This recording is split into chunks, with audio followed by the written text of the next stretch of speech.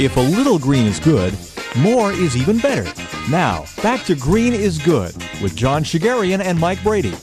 Welcome back to Green is Good, and we're so honored and excited to have our friend Ismail Oyekan on with us today, green entrepreneur and now media publisher and conference organizer. Ismail, welcome back to Green is Good. Thank you, Mike. Thank you, John. Thank you for having me, guys. I'm excited to be back on your show. This is a great day. It's always nice to have a discussion about sustainability and the green movement with you guys. Well, you're truly leading the whole sustainability and green movement revolution, and you're doing great things since we first met you years ago and how you evolved. Share a little bit of your story, Ismail, how you even got interested in electronic waste and what your participation was with the electronic waste industry, and then how you evolved into a conference organizer and now into a media publisher with your great electronic waste journal. Thank you, John. It's all been a giant quest for knowledge, trying to find out what's the best way that we can handle this tsunami of e-waste that we generate as a society, collectively as individuals and even corporations. And it's really led me to a quest where I've made a lot of great friends with people like yourself and other stakeholders in the industry.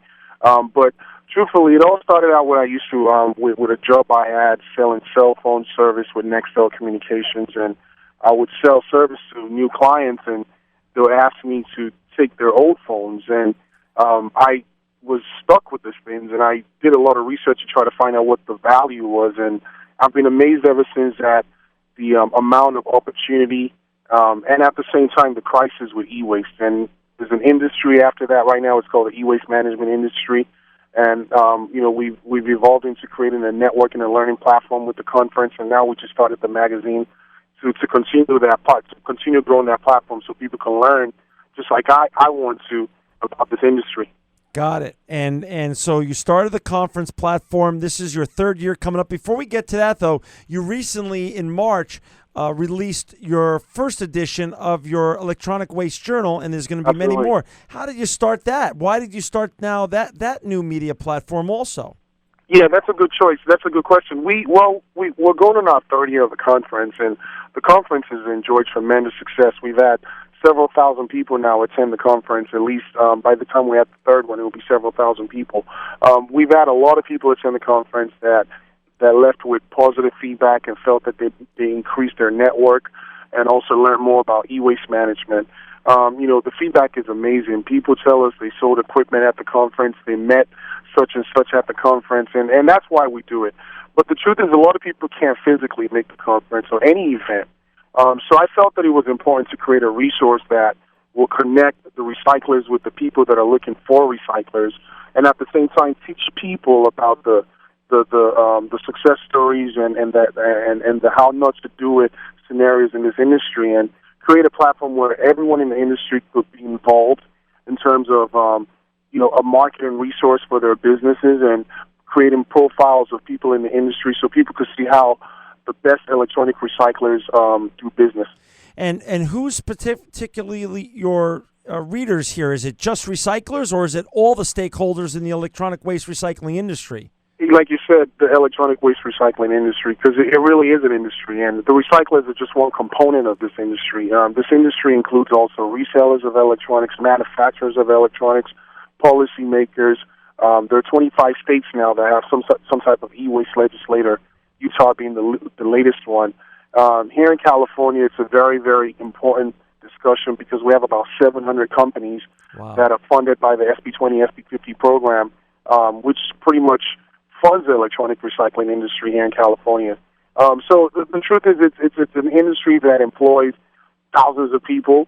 Your company, Electronic Recyclers Industry, is one of the leaders. You guys have about 400 people on your payroll. I mean, those are green jobs being created, and it's an industry that's showing growth, and it's very dynamic, and I'm excited to be involved with it. Got it. And for those who haven't seen Ismail's great electronic waste journal, the hard copy, which is just wonderfully printed and looks really good, you could go online and look it up at ewastejournal.com, ewastejournal.com. So when's the next issue coming out? Well, we're working on the next issue. Our goal is to try to get about 10 issues out a year. We're now obviously putting together the content for the next issue. We're trying to make it a collaborative effort. So we ask that if anyone wants to speak to the industry, please reach out to us, and we'll consider publishing your content or your perspectives. We're looking for feedback on people's thoughts and ideas. We want to share that with the industry. And it's exciting, John, because we have people that read the magazine from all over the world because we distribute it via a digital format. Right. So people from Brazil to countries in Europe and Africa are giving us feedback and saying that they're happy that we did the publication. So it gives us motivation to do a better job. That's awesome. Great for you, and great for our industry. Actually, there's a new voice. What are Right. Also, what are some of the? How big is the next journal going to be? I know this one was about 64 or so pages. How big is the next? What do you expect in size? Are you getting more content from more stakeholders and more advertising now? Yeah, we're definitely getting. Now that we've been able to show people the first issue, people are really excited about the product. And people are, we've been able to attract more advertisers, and we have better content.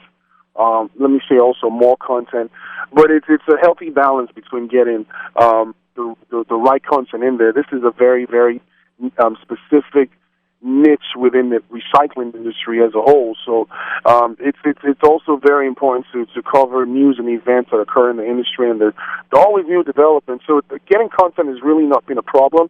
But we really want it to be a collaborative voice and an effort of the industry. So we're asking other people who have a perspective or an idea or a product that they want to showcase to the industry to utilize the journal as a platform for that.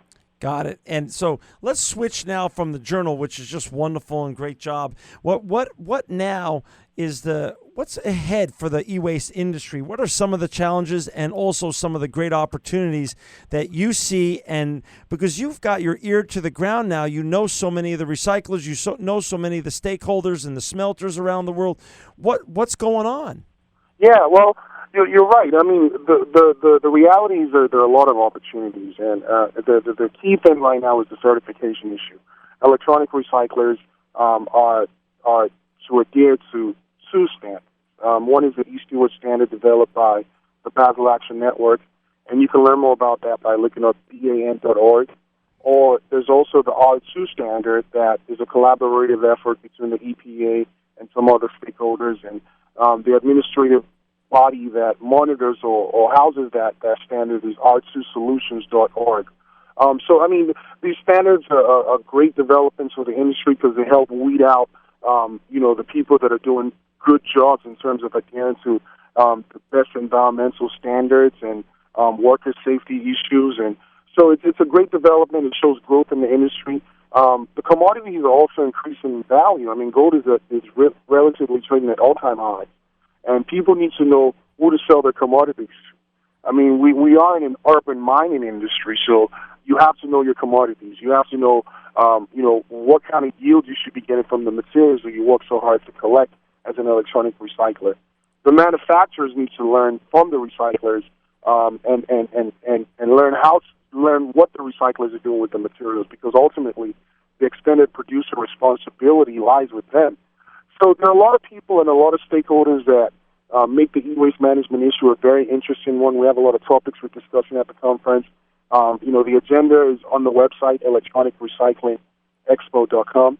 People can learn a ton of stuff about this industry and the lucrative opportunities and the challenges and so much more at the conference. Before we get into the conference, which I definitely want to cover, talk about size. People always say, Ishmael, John, how big is this industry? Is it really going to grow and things of that such? How big, what do the numbers look like that you've recently looked at? Well, the value of the commodities that are in this electronic waste are forecasted to be well over $14 billion by 2014, and that's a research group that said that, not me. Wow. And secondly, there are over 3,000 companies in this industry, and that's just in North America alone. There are 550 nonprofits that have some type of e-recycling facility. Nonprofit organizations like Goodwill earn millions and millions of dollars collecting and processing e-waste. It's a very, very huge industry, and when you think about the fact that it also includes the manufacturers of the e-waste, because now they have an equity in how the e-waste is handled at its end of life, it makes it a much larger industry to look at. And, no one has put a dollar value on it, but in terms of the amount of green jobs that are being created and the growth opportunities, I mean, your company just received $10 million. Congratulations, by the way, from Alcoa, which indicates that other vertical industries like the mining industry are interested in this industry.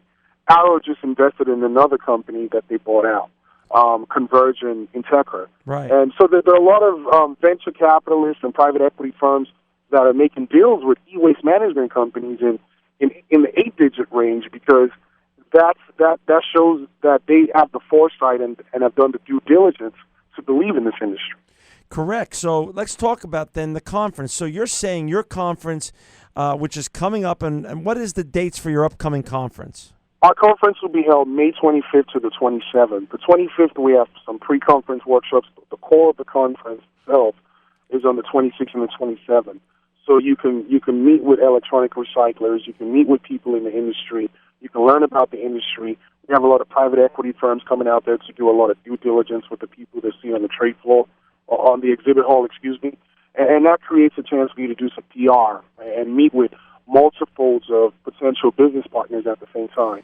And then we have a wide range of sessions that are being discussed with discussions by industry leaders, where they're talking about relevant issues to the e-waste management industry and all its stakeholders.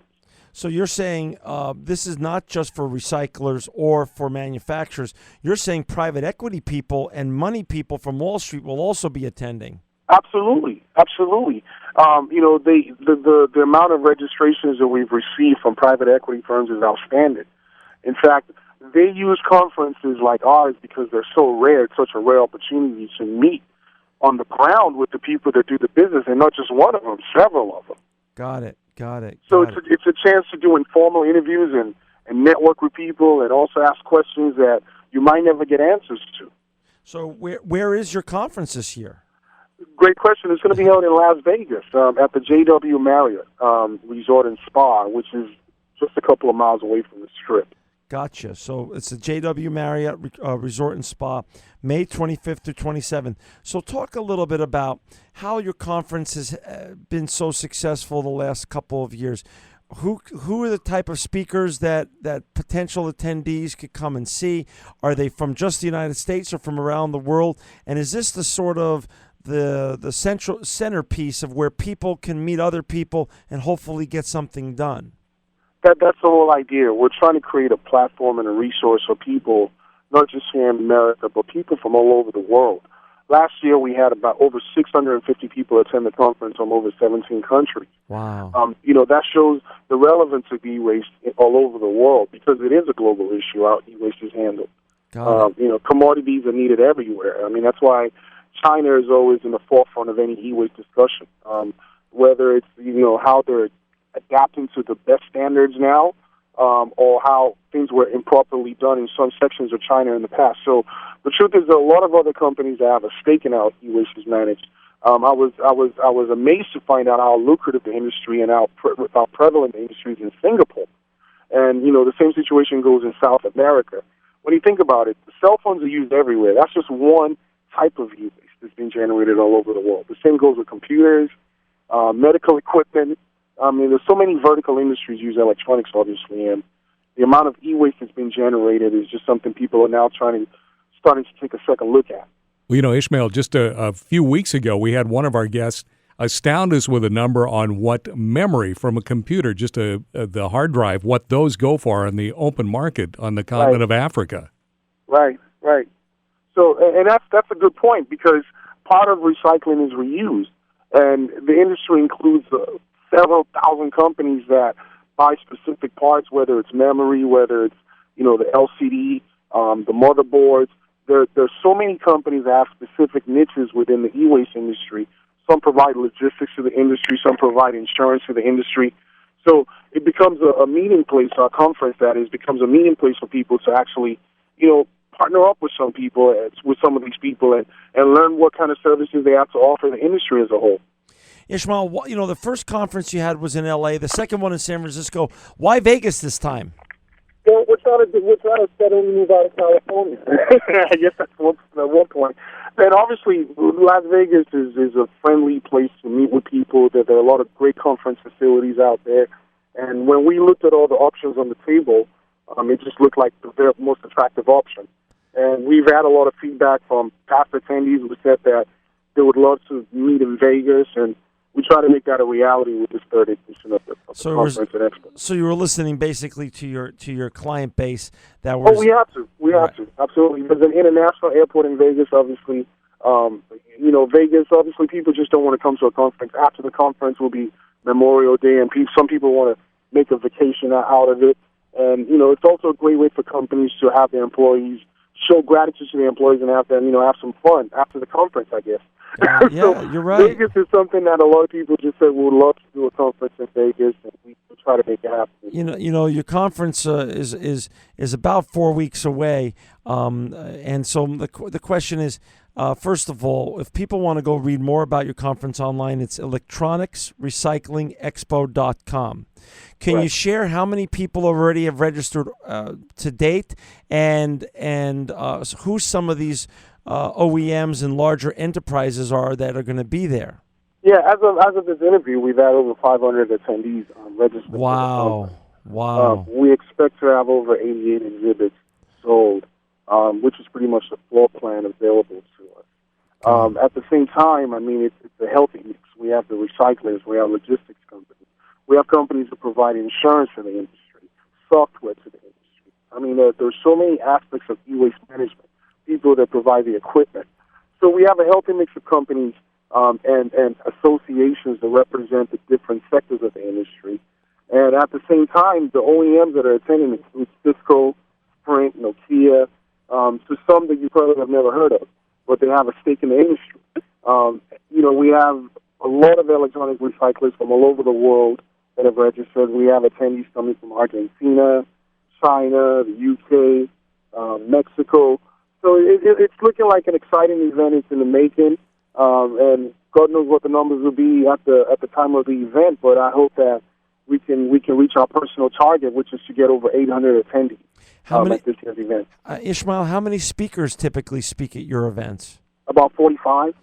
And on what issues? Is everything from compliance to what else? What else is covered? Compliance. We talk about the state of the industry. We talk about mistakes. We have sessions where we talk about mistakes you can avoid making. For example, when you're buying a shredder or any type of equipment to process e-waste. We talk about the laws. You have to learn about the laws. We talk about what kind of programs are out there that assist manufacturers in diverting e-waste from ending up in landfills.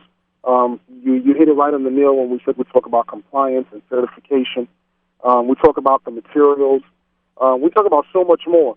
But to see the agenda, just visit the website, electronicsrecyclingexpo.com, and there's a page that says program, and you can look on there for the agenda and the speakers we have.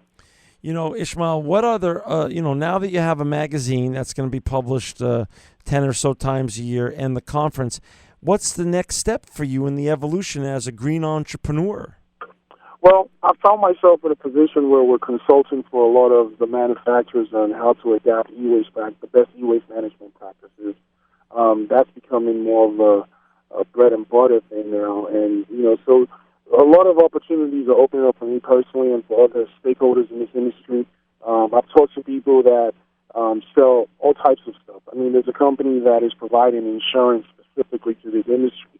There are people that provide equipment geared towards electronic recyclers and software geared towards electronic recyclers. So entrepreneurs like myself in this industry are doing very well at this time. And I think it's a great thing because we're all coming together to tackle this tsunami of e-waste that we generate as a society. So it's a great thing to be rewarded for doing a good thing at the same time financially. Got it. That's great. So share a little bit about what's going on. You just came back from the ISRI conference. What did you learn there when you met with different stakeholders, and what did they say the state of the industry looks like? Well, the ISRI conference is an exciting conference. It was amazing to see all the equipment out there.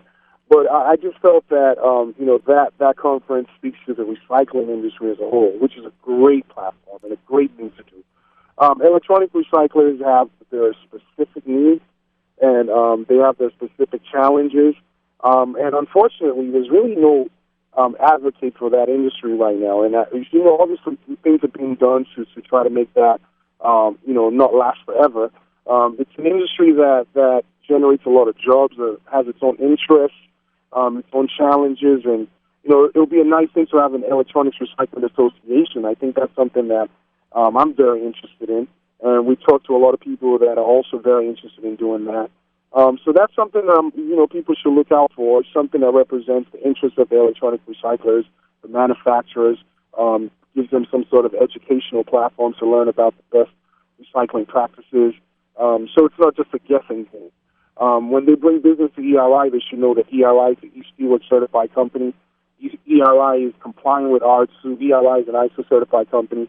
And other companies like Waste Management and Creative Recycling Systems that adapt to these high-level certification standards. It's a commitment to environmental excellence, if you ask me. And they're putting their money where their mouth is versus people that just put a statement on the website. Well, it's funny you said that. You brought up some great points with regards to highest standards now. And this morning, I know you were on NPR with the Basel Action Network and some others talking about this very critical issue. You want to share a little bit about what NPR was interested in learning and sharing with their listeners with regards to standards and what Basel Action's doing and your role in this? Yeah, we had a panel of experts discuss the afterlife of electronics on NPR radio earlier this morning, and I was very fortunate to be included in that. And we had Sarah Westerville from the Basel Action Network and Walter Alcorn from Consumer Electronics Association, and we just discussed issues in the industry, the fact that certification is a great thing. Sarah talked about their standard, the E-Steward standard. And Walter talked about what the manufacturers were doing in terms of more sustainable practices and gave some good examples like Best Buy. And we had some callers call in and ask about, how to recycle electronics, and I let them know about resources like Earth 911 and 1-800-recycling.com, and how they can access those resources from their smartphones and their Android devices. And so it was a very interesting discussion, and I really enjoyed it. Interesting.